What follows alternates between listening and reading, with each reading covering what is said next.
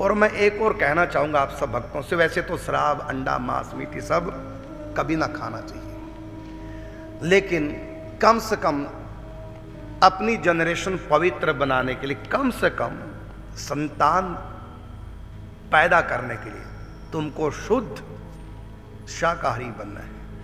क्योंकि यदि मांस खाओगे, बकरे का मांस खाओगे, मतलब जो भी हम खाते हैं उसका ब्लड बनेगा, उसी ब्लड से वीर्य बनता है, अंश बनता है, उसी से संतान पैदा होती है। तो हम मनुष्य हैं, मनुष्य के बीज से मनुष्य पैदा होगा, मनुष्यता पैदा होगी। और हमने यदि बकरा खा लिया तो हमारे खून में किसका अंश चला गया? जानवर का अंश चला गया, बकरे का। उसी से अंश वीर्य, उसी से संतान पैदा हुई।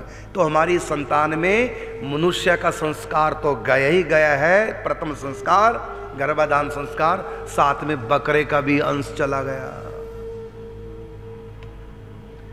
तो अब बच्चे में जानवरपना आएगा आएगा। मुर्गा खाया, अंडा खाया तो जानवरपना भी आएगा।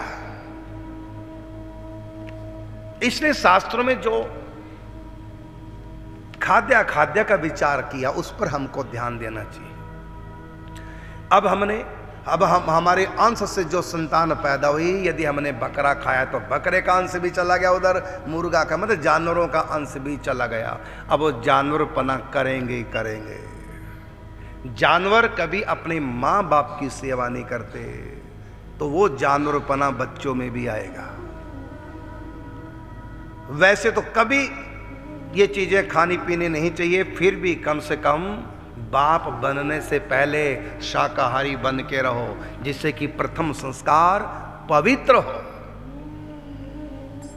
यदि तुम चाहते हो कि बच्चा हमारी सेवा करने वाला बने, तो अपने मां बाप की खूब सेवा करो, फिर वो संस्कार सेवा का तुम्हारे खून में आएगा, वीर्य में आएगा, उससे संतान पैदा होगी, वो भी मातृ पितृ भक्त होगी। इसलिए हमको इन बातों की तरफ विशेष ध्यान देना चाहिए।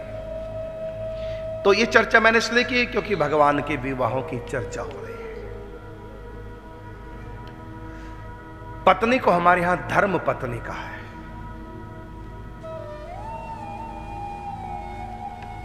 इसलिए हम गृहस्थ धर्म का पालन धर्म पूर्वक करें, जिससे अच्छी संतान हो, योग्य संतान हो, वीर संतान हो, धार्मिक संतान हो।